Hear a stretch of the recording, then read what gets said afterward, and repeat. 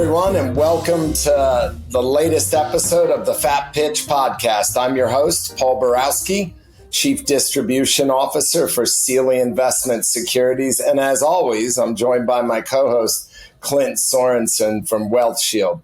Clint, today I'm really excited to learn a lot about trend following. And I'm not talking about the latest jeans or the newest Kardashian.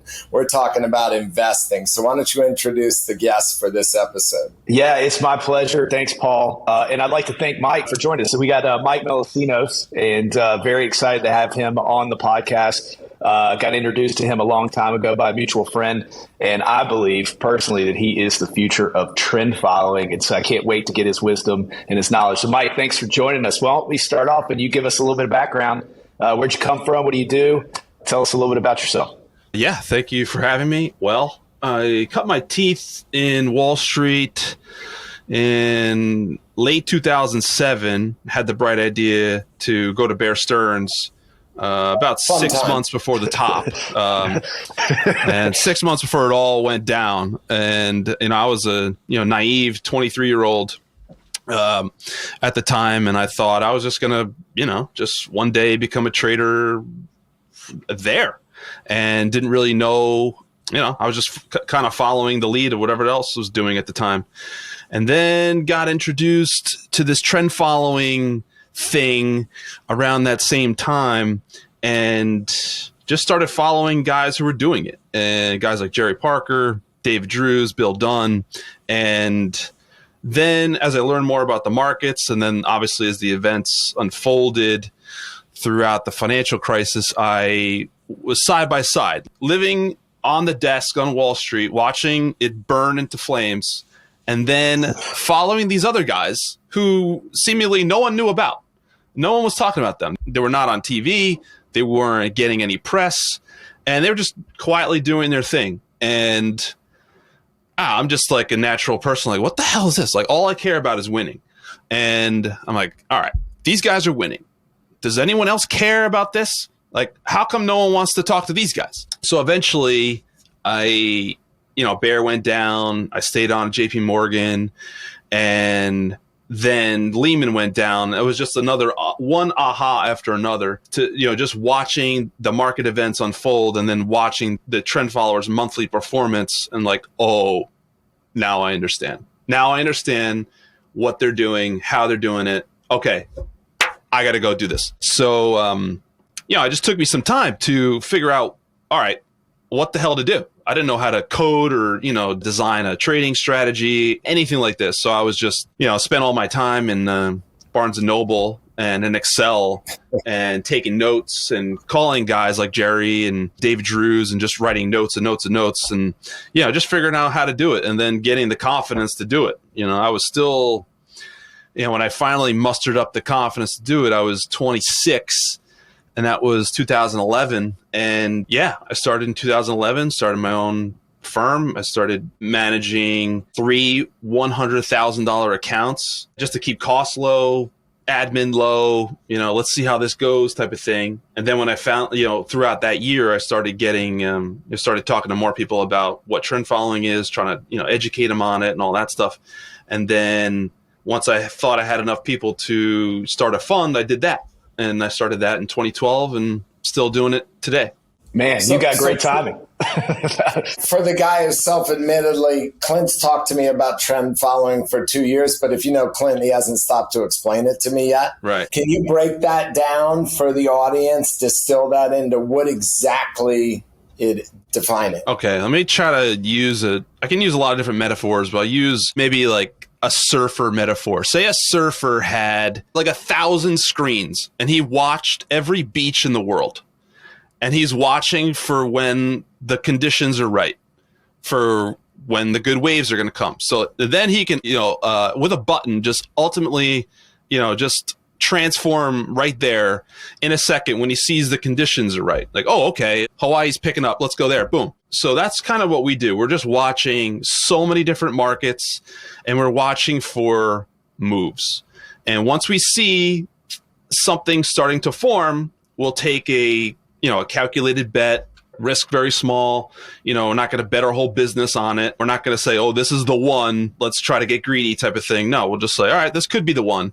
And when boom, we'll put a little bet on it. And then if it continues to work, if it works for us, if we're making money, we'll stay in it. If not, we're out, and then we're back to our screens, and then we're looking for the next ones. And, unlike a surfer, he's got to choose one at a time. We can have positions in multiple, and then kind of like a blackjack player, we can, playing multiple tables at once. We can, if we have an edge trading this way, only betting when the odds are in our favor, we have an edge. And then the composite of all these trades puts us in the odds of winning over time. So we're not betting our life and our business on one idea, two ideas, and then if that didn't work out, we got to come up with something else. Like, no, we're all just always kind of watching and looking and taking calculated bets. So are you taking into account markets, sectors, subsectors when you're following a trend? What kind of scale is that at, or is it all across the board? No, we're watching all across the board. We have no prejudice, no bias. We don't care really where the money comes from. We don't care where profits come from. We don't want to make money our way. We just want to make money. So... and we want to stay in business, too. I think, trend following philosophy has a lot in common with proper business practice as well. We want to stay in business so we can see as many opportunities and take advantage as many opportunities as possible. Again, I know what's sexy is to indulge your intelligence, try to make calls. This is going to happen. The Fed said this, so this is going to happen over the next 18 months. Let's put a big ass bet on it. And let's make a whole bunch of money in the next 18 months. Like, no, we're here to just grind it out, and we're always around. And sooner or later, we're going to get some big moves and we're going to make a lot. That's kind of our MO. And let's talk about types of markets, right? So I think Paul's question, what's the diversification look like? How many markets are you trading? What types of markets? Because you have no bias. You're just like, hey, let's trade anything and everything. So right. Tell us about how that's kind of set up. Right. Yeah. A lot of different markets cycle in and out of, good times and bad times. We know that from a lot of our research. So we're watching everything. We're watching stocks. We're watching fixed income. We're watching currencies. We're watching commodities. And now, most recently, we're watching crypto as well. And for us, me personally, only watching the futures markets. So the Bitcoin and Ethereum futures. I'm not interested in putting money in any crypto exchange. No, not at all. I'm just not comfortable at all with that. So yeah, and that includes all subsectors all across the globe. We're not just watching, and as far as currencies go, for example, we're not just going to watch the dollar index, the euro, the yen, and the other big names. We're watching crazy stuff. The shekel, the Turkish lira, the ruble, Singapore dollar, anything and everything. And I think that's one of our advantages, too, is that we go to places people don't want to go. So is it 100% quantitative, or is there a qualitative layer to your selection of trades? Well, I say qualitative in the sense that we don't have a real specific rule on what to trade, what to look at. When Bitcoin futures and then Ethereum futures came online, this is a good example because of the most recent ones that kind of come online for us to watch and trade, that, we knew they were coming. We knew the CME was going to list them. And then we're saying, okay, those are different. That would be a real opportunity, something different we don't have in our portfolio, a new trend we could possibly take advantage of. So, okay, let's put that on our list. Then we're going to say, all right, well, we're only going to trade it if we see the liquidity there. We're not going to be the first guys in. So that's the quantitative part. After we say, yeah, we want to trade that. That's going to be good. Let's measure some of the data, using not the non-futures data, because Bitcoin's been around, trading on the cryptos exchange for a while. And we saw, this is a different thing. Wonderful. This offers us something different, but we're only going to flex those quantitative muscles when it comes down to really, trading it or not. We want to see liquidity there. We want to see, a thick bid offer, no thin market. It's got to be a tradable market. Yeah, it's got to be a tradable market. Yeah. One of the things I was thinking about too I love trend following. I'm a personal fan, obviously, of trend following. Is it's kind of like the anti-ego philosophy for investing. And the reason why, it's funny when you study it, you find out that like a great trend following system is only, quote unquote, accurate meaning that when you take a position on, it actually moves in the direction you want, like 30 to 50% of the time. So you think about like a trend following system could be quote unquote wrong more than it's right. And for some people, that is such a challenge. You always see traders out there talking about, oh, I got a 90% hit rate, or I'm right more than I'm wrong. It's such an ego way to approach markets. And I feel like trend following is such a counter ego way. That's one of the reasons I like it from a philosophy perspective. Is like, yeah, I can be wrong more than I'm right, but still make money. Can you maybe expound on that a little bit? Like, how does a trend follower, like for instance, like a Dunn or a Jerry, have such a great long-term track record in the midst of being wrong more than being right? That sounds like something that's not even possible. Yeah. The math is simple. Where it gets complicated is the psychology. The math is, hey, all right, if you're going to have, say, 40% winners, you make 10 trades, you win on 4 of them. Well, you better keep those 6 small, and you better crush those 4. So the only way to crush those 4 and keep those 6 small is to cut those 6 as fast as possible if they're not working, and then to actually hold those 4. So, and those 4 aren't all going to be like 10 baggers or anything like that, but they could range. Yeah. Some could be great, some could be like fine, but you're going to need to ride those winners. And that is where I think the psychology is really difficult. I think people are better at cutting losers. They say, yeah, this sucks. Let's go. I have another idea. Jim Cramer just said another one. Okay, buy that one instead. But the hard thing is like, okay, now you have a winner. Now you have to hold it. Well, I just made my money back from those losers. I want to take my money and run. Now I'm back to even. Now I want to find a new one. Like, no. Like this one could pay for the last 20, maybe not the last 10. It could be the last 20. And you could have, say 4 trades and make your year, make your 5 years. And we just had that recently with the inflation that kind of kicked off in mid 2020.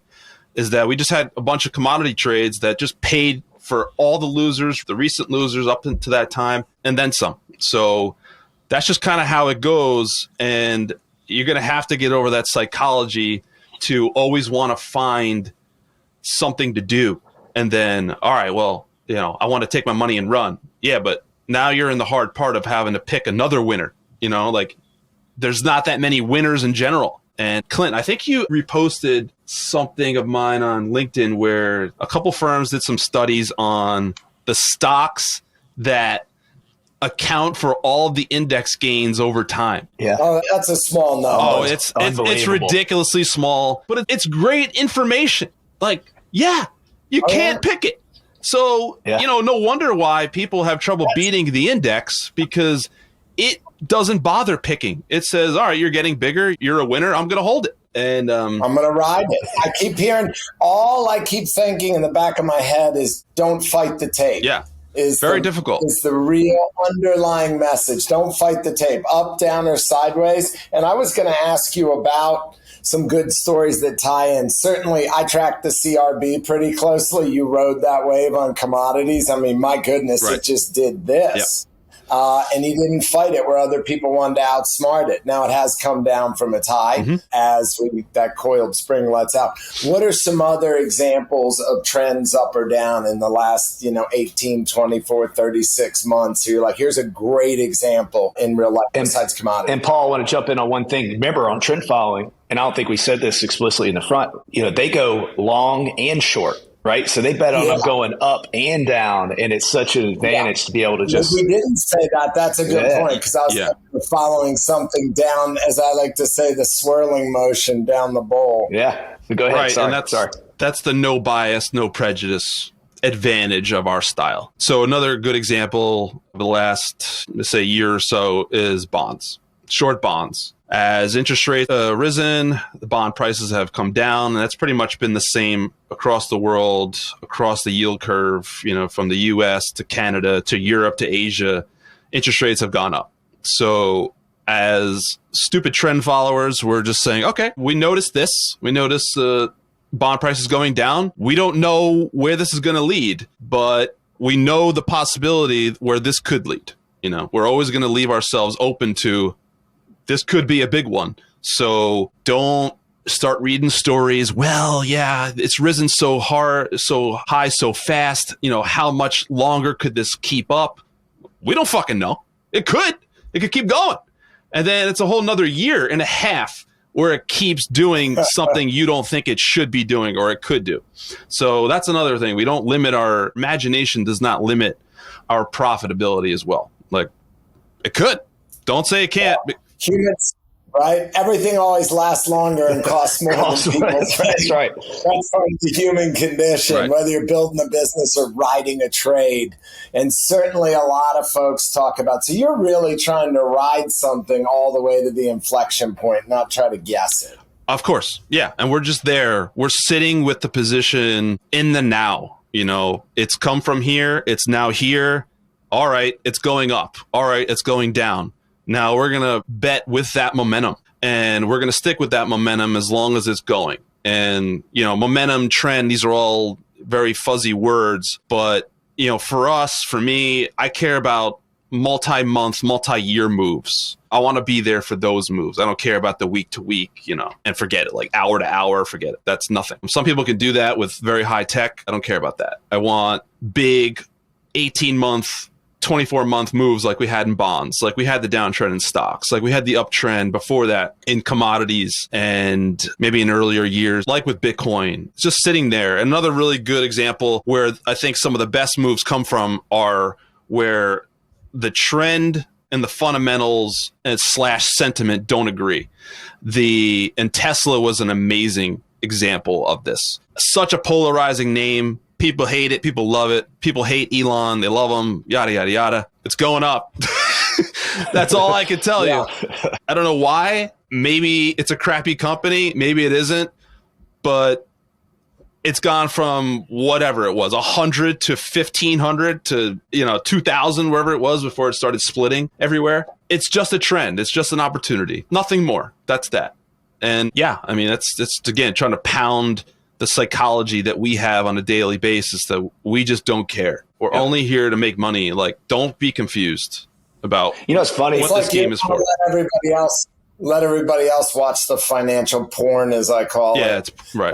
And porn. chase their tails. I guess I got a question, because you run a fund, Clint, you use these funds. What is it ideally in your head? What does a good fund look like? Like, how diversified is it? Do you take leverage? What kind of weighting? I think that would help define it further. He's going to tell me it could be 40, it could be 5. Oh, it's got to be more and more. The more, the better, right? Diversification. Really am curious, because say somebody's not familiar with trend fund, they come in, they go, okay, am I looking at 10 beaches? Do I got 100 different positions? Right. In your ideal world, if you got a fund, your fund cooking with gas, where you want it positioned, and forget whether you're short, long, right, commodities or some market, wherever, just what does it feel like to you to be healthy and positioned how you want in a fund? All right. Well, I do think from my research and real-time experience, the odds of success increase. Let's start on the first thing. On what kind of trends you're measuring and you're looking to ride. I said, I want to be in trends for a year, 18 months, 24 months. So trading the markets that you're observing, say 1 to 2 times a year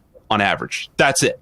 If you're trading 1 to 2 times a week, a month, probably too short. You're going to invite a lot of costs, a lot of slippage, and a lot of emotions, more emotions into it, I think. Then I think in terms of, okay, going with trends is a good idea. I understand. Okay, Mike, great. Okay. Yeah, but which ones? Like, what do I look at now? Like, how many should I look at? Should I just trade oil? Should I just trade the bonds? Because I come from the bond world. I specialize in bonds. Yeah, but bonds, commodities only, stocks only.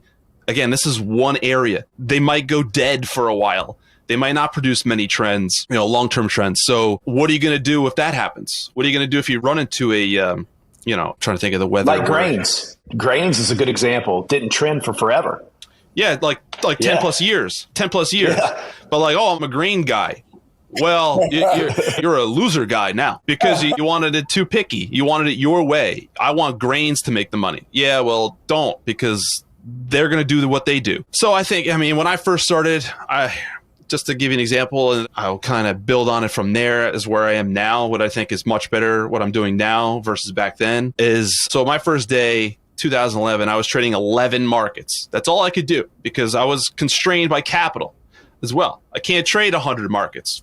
I can't even take the positions. I don't have enough money to even take the position. So I started trading 11, but then I grew to 20, 30, 40. Now I'm up to about 200. That includes a lot of different futures from commodities and bonds and currencies, and now trading and also looking at individual stocks from many different wacky sectors, not just the S&P 50, the brand names that everyone knows, but getting different industries and stocks in different industries, from like cannabis to AI to 3D printing and to robotic, whatever. Just trying to find as many different things as possible. So I do think, and again, my research has shown that you can do fine with, say, 20 markets, 40, 50. Again, depends on what capital you can muster together to do it. But you might go through some really deep and prolonged drawdowns and quiet periods because you don't have a Bitcoin in your quiver, in your portfolio to pull you out of a dead period where you're mostly in bonds or stocks or something. It's like, bonds and stocks has sucked over the last year. Yeah, but I've had grains and crypto. Amazing. I'm out. So meanwhile, you're still stuck in the mud looking in your narrow view. Meanwhile, I'm all over the place and I can take advantage of some of these other trends over here. So I think the more different, the better. And I think it's really hard sometimes to not, get into a situation where you have overlap. I think that's really easy to do in some of these areas like bonds where you have the 10-year bond and 10 different countries, kind of the same thing, with a cabal of central bankers all colluding. Yeah, so you can call them different names. You can could say, well, they're different. Yeah, but they don't act different, or they haven't acted different in a long time. So can you count on that? You can get the warm and fuzzies by, I got 10-year bonds all over the place. Yeah, but not really. They're all the same. So that's the type of stuff that, we go into the weeds on, which is, all right, we're getting some overlap. Maybe don't be so overweight over here because we're not getting rewarded for it. We want to, and again, like for a surfer, it'd be like the beach. It'd be like a beach on the same shoreline. It's a different area, but it's the same damn tides, Wave breaks the same. So, The psychology part of this is so interesting because I want to get back to that because I think when you think about loss aversion, it's really two-pronged that you have to overcome as a trend follower. And I think this has made it so hard to be adopted by retail investors, especially in the past 10 years where they're like, stocks only go up or whatever. When you start to think about loss aversion, right? If you think about Daniel Kahneman's research, like a loss is felt 2 times as much as a gain is. Well, it's even worse if it's like you have a gain there. If you think about it, like if you have a gain, like giving up that gain, I think is such a challenge from a psychological perspective. To talk about that, because I see that a lot with trend followers, people who are invested in trend following strategies. Why'd you let that profit go away? But you have to allow that or you're not going to get the big profits long term. Yeah, explain that to me because I recall vividly about 10 years ago, I was at a bachelor party in Vegas. On Sunday, I had a few more chips and I went on a major run.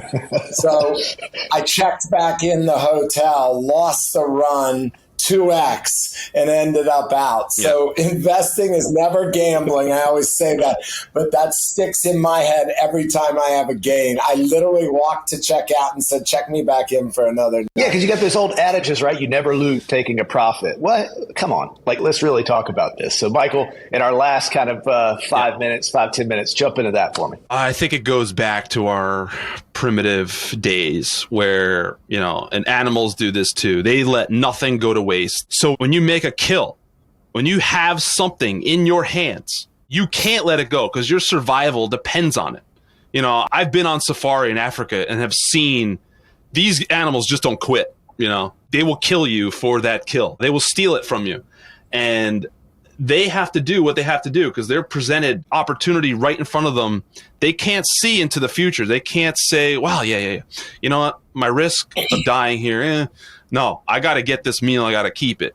So I think that's one thing that makes it so hard for us to let go is we have it now. So I want it now and I want to keep it because I don't know when I'm going to get one again. And that feeling of, I don't know when, I'm impatient, I need to live now, that short-termism. And it's a real good trait. It's a real good survival trait. It's just in the markets, this is not hunting in Africa. This is social psychology. So when you have a lot of people doing the same thing, they're butting heads, like they're trying to get through a door, and everyone has the same idea, the same view, doing the opposite works. Taking the other side works, because there's just not, I just think it's like a deep cosmic pattern that people want to do this. It feels good. This is yes. But in the markets and in life in general, you got to go the opposite way. You got to be a contrarian with that.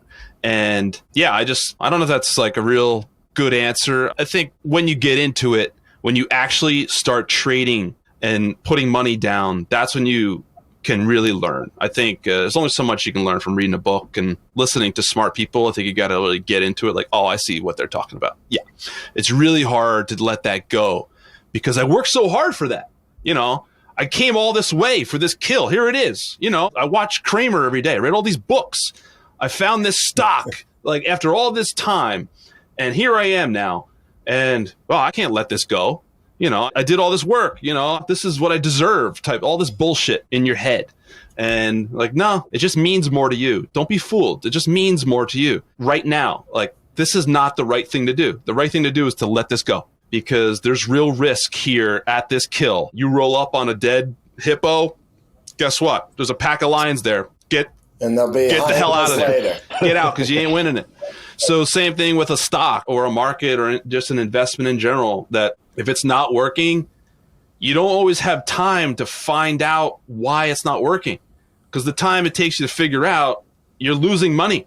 You're losing money as you figure it out. And then when you figure it out, you're likely already screwed. You likely lost a ton of money at that point. You lost time, you have sunk costs, you have opportunity costs, and you just have to move on, because there's other things. There's other things to get to. And don't let the effort and the feelings really keep you from doing the correct thing. So that is awesome. Two things. One is I'm, as we near the end of our time, I'm never playing cards with you, because you clearly are emotionless in your decision making. Well, odds, you just know the odds. Like, what's the money in the pot? That's right. What cards do I have? What cards are on the deck? All right. And take the emotion. I'm only saying this because I watched Rounders for the 12th time again last week. And I just get excited about emotionless decision making and knowing what the odds are, and taking the emotion, not dying on a hill needlessly, which people do every day. One of the best, I think, scenes there, it's very small, is like when Matt Damon and Ed Norton are going to the country clubs. They're playing because they're trying to get that money back for a stake, to pay KGB back. And he loses, or he folds at one of these country clubs. The guy bluffs him, and Ed Norton is pissed as they're leaving. And he said, look, the move was folded. That was the correct move. Like, I understand we're against the clock and all this. But again, like, those emotions will get you to do the wrong things. And because he was the best player in that movie, he's scripted as the best player in that movie, Matt Damon, he knew what the correct thing to do. And that is an adult, responsible thing to do. Yeah, you got it. You nailed it. And I hate to compare investing with gambling, but we're talking about reading the odds, knowing when to walk away. And the immortal words of the gambler, Kenny Rogers, know when to hold them and know when to fold them. I'd love to ask you, as a guy that runs distribution for Sealy, real estate's an awful lot different than what you do, but I'm always curious, do you have an institutional fund? Do you have retail investors? Ours are non-public solicitations, so I can't talk about, ours, but do you have funds open? What are you currently doing and running? I currently manage a private fund for accredited investors. So as long as they meet that definition, they can invest with me. Yeah. Mike, what's your Twitter handle? How do people get in touch with you? Twitter, I'm all over Twitter, mostly yelling negative things about the New York Rangers, hockey. You can jump on the Stars bandwagon. By the time this drops, we might not be down 1-0. I don't mind Dallas. I had Robertson on my fantasy team this year, so he did really well for me. I think I'm on the Florida Edmonton final. I grew up in Philly. You could get on that bandwagon. Which one?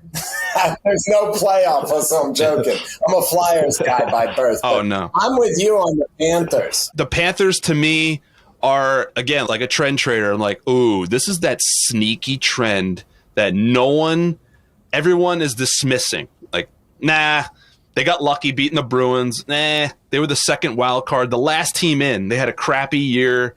They kind of snuck by. If Pittsburgh just won that stupid game at home, they wouldn't even have made the playoffs. But Pittsburgh blew it against the Blackhawks. Like, epic fail. But that's the only reason at the end of the year that Florida got in. And now they beat the best regular season team ever. And now they got a 1-0 lead against Toronto. And like, this is just one of those trends. I'm like, watch this one. You don't know. This one's going to be sneaky because they got some good talent on the team. If they figure it out, they get motivated, they work hard. Hey, you don't know, man. Well, I'll let you guys know. I think the year I heard was of all the teams remaining, nobody's won a cup since 2007. Okay. And if we go back to Edmonton, who's really good, when are you going back to? It feels like forever.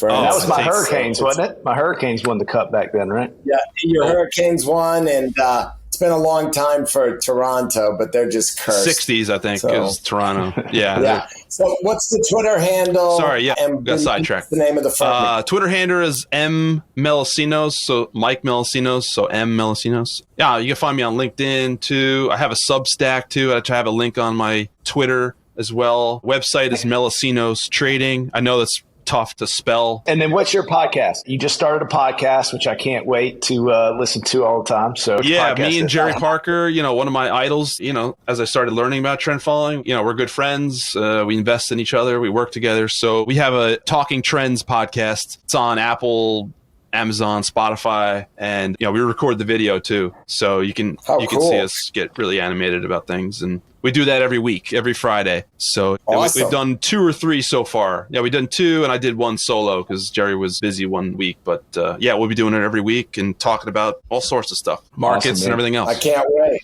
Well, thanks, Mike. I'm going to feature, Paul, we'll feature a paper by Man Group, which we didn't get to, but they talk about one of the top strategies when you have inflation, and it's all asset trend following, which I thought was pretty awesome given where we are from a global perspective. So I think it'd be great. So Yes. We encourage all of our listeners to pick that paper up, and also go to Mike's website, listen to the podcast. That's it for me, Paul. Sorry. That's great. Well, thanks for this episode. Appreciate it, guys. Thanks, Mike. Thank you, Paul. Thank you, Clint.